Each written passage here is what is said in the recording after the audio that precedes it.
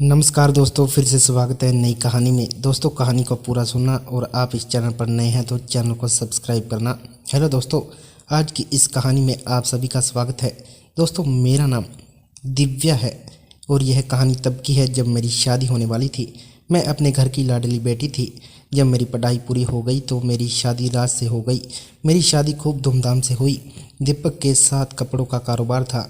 उनकी खुद की दुकान थी, घर में ज़मीन जायदाद सब कुछ था। जब मैं ब्याह कर आई तो पहली रात थी। मुझे अपने मर्द की असलियत का पता चल गया। उस दिन बादल गरजे जरूर पर ठीक से बरसे नहीं और ज़मीन पानी की बूंदों के लिए तरसती रह गई। उसके बाद मैं ससुराल में दिल से मायूसी का दर्द लेकर लौटी। खानदानी घर की पढ़ी लिखी लड़की होने के बावजूद सीधी सादी मुझको एक ऐसे आदमी को सौंप दिया गया जो सिर्फ चारा पानी का इंतजाम तो करता था पर मुझे खुश नहीं कर पाता था। एक हफ्ते बाद मेरे ससुर ससुराल लेकर आए। मैंने सोचा कि अब शायद ज़िंदगी में बाहर आए, पर मेरे अरमान अब भी अधूरे ही रहे। मौका पाकर एक रात को मैंने अपने पति दीपक को छेड़ा, आप अपना इलाज किसी अच्छे डॉक्टर से क्यों नहीं करवाते? ऐसा मैंने कहा। फिर उन्होंने कहा, तुम चुपचाप सो जाओ, बहस ना करो। समझी मैं चुपचाप दूसरी तरफ मुंह करके अपने अरमानों को दबाकर सो गई।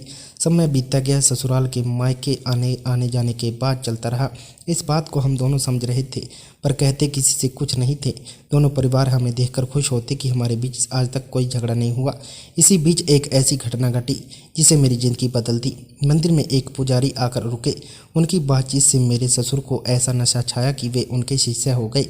झाड़ फूंक और ताबीज देखकर पुजारी ने तमाम लोगों का मन जीत लिया था। फिर क्या था, मेरे ससुर ने अपने घर में रहने के लिए पुजारी को एक कमरा दे दिया। फिर पुजारी एक कमरे में रहने लगे। एक दिन मेरे ससुर ने कहा, बेटी तुम्हारी शादी के 2 साल हो गए पर मुझे दादा बनने का सुख नहीं मिला।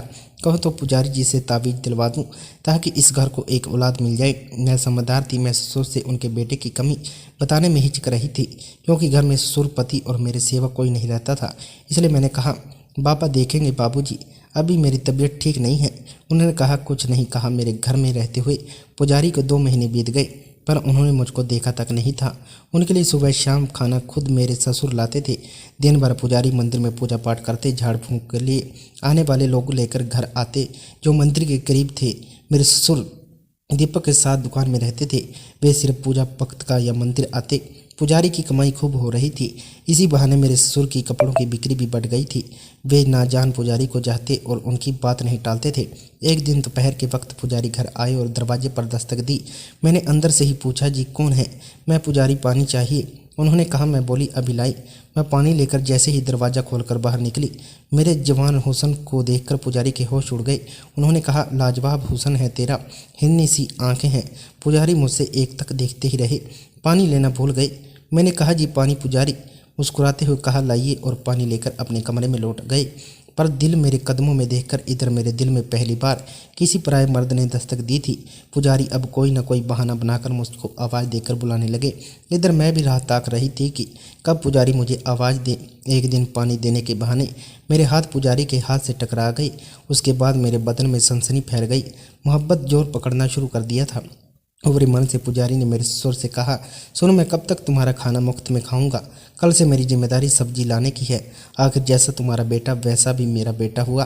तुम्हारी बहू मेरी बहू सोचकर कल तक बताओ, नहीं तो मैं दूसरी जगह जाकर रहूँगा। मेरे ससुर ने सोचा कि अगर पुजारी चले गए तो इसका असर उनकी कमाई पर होगा। जो ग्राहक दुकान पर आ रहे हैं वे नहीं आएंगे।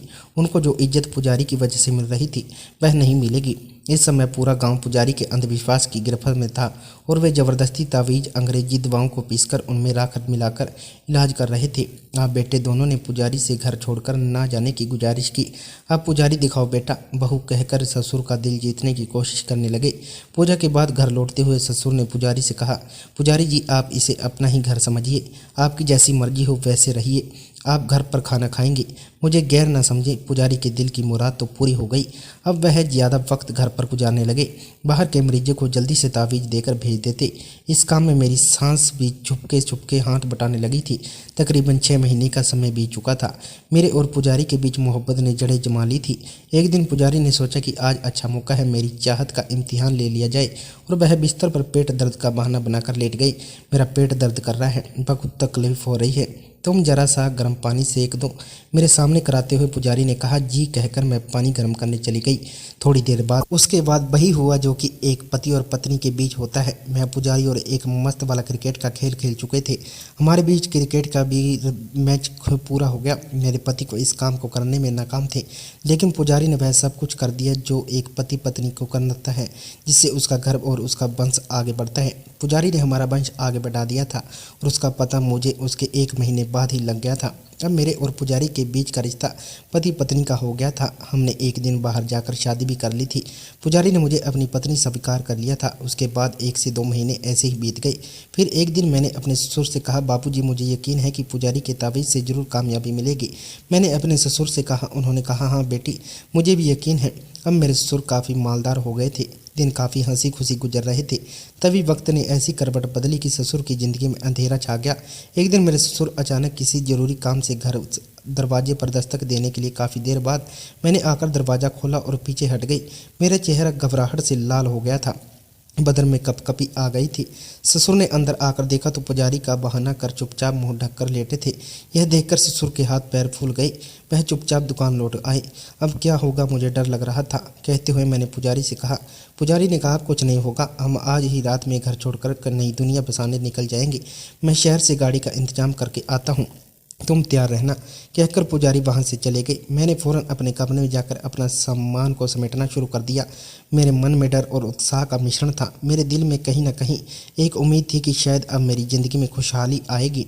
शाम ढलते ढलते मैंने अपने ज़रूरी सामान और गहनों को बैग में भर लिया था। रात के अंधेरे में मैं चुपचाप अपने कमरे में बैठी पुजारी का इंतज़ार करने लगी।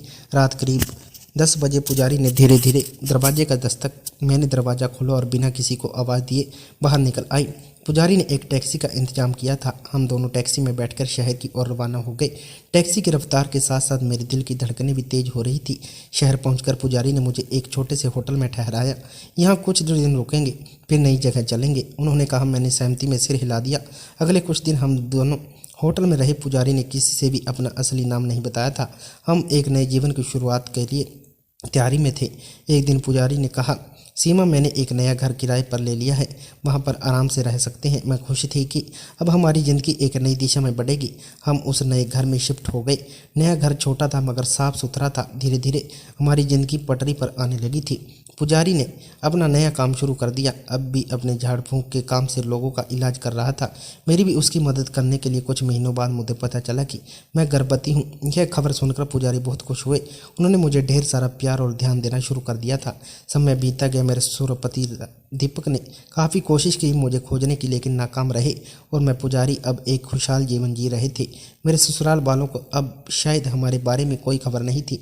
9 महीने बाद मेरे और पुजारी के एक नन्हा सा मेहमान आया। उसकी किलकारियों से हमारा घर गूंज उठा। हमने उसका नाम दीपक रखा। दीपक ने जिनके नाम से बाद पुजारी और मेरे बीच का रिश्ता और भी मजबूत हो गया। हम दोनों ने एक नई ज़िंदगी की शुरुआत की जहां कोई रुकावट नहीं थी। इस तरह एक पुजारी के प्यार में मेरी ज़िंदगी बदल दी। मैंने अपने पुराने जीवन साथी को छोड़कर एक नया जीवन शुरू किया जहां मेरे अरमान पूरे हुए। हमारी कहानी आपको कैसी लगी? दोस्तों, कहानी अच्छी लगी तो चैनल को सब्सक्राइब करना और बेल आइकन को प्रेस करना मत भूलना।